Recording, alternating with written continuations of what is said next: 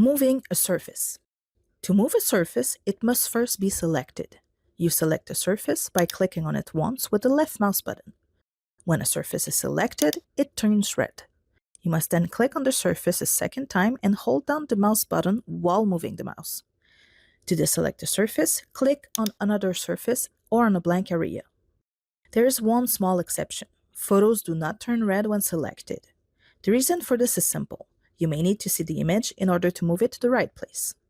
That said, they are moved in exactly the same way. Tip: you can select and move multiple surfaces using the Multiselect tool or a target. Final tips: if you are unable to select one or more surfaces, they are probably on a locked layer. Check that the layer lock for the surface is closed and press the lock to open it. You will then be able to select your surface, move it, and modify it as you wish. Enjoy!